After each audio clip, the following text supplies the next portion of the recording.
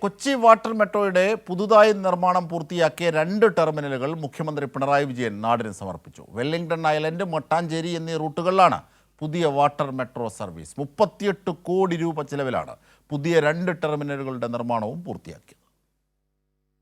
ഹൈക്കോർട്ടിൽ നിന്ന് Willingdon island വഴി മട്ടാഞ്ചേരിയിലേക്കാണ് പുതിയ വാട്ടർ മെട്രോ സർവീസ്.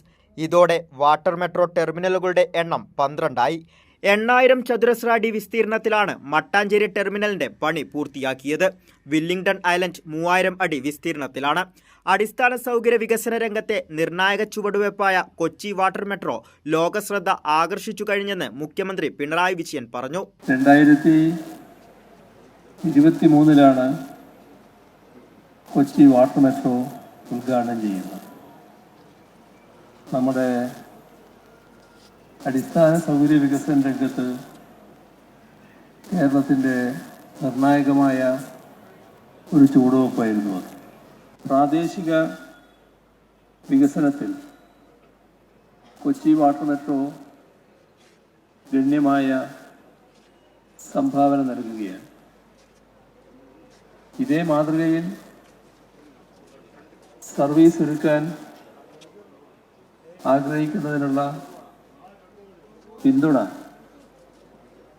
വേണമെന്ന് ആവശ്യപ്പെട്ടുകൊണ്ട് വിവിധ സംസ്ഥാന സർക്കാരുകൾ, പല ഭരണ സംവിധാനങ്ങൾ നമ്മെ സമീപിച്ചുകൊണ്ടിരിക്കുകയാണ്.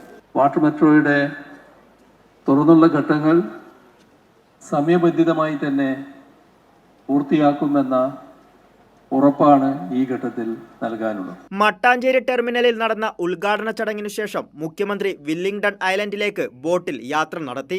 പൈതൃക സമ്പത്ത് സംരക്ഷണത്തിന്റെ ഭാഗമായി 2 ടെർമിനലുകളും പൂർണ്ണമായും വെള്ളത്തിലാണ് നിർമ്മിച്ചിരിക്കുന്നത്. കൊച്ചിയുടെ പച്ചപ്പ് നിലനിർത്തിയാണ് നിർമ്മാണം പൂർത്തിയാക്കിയത്.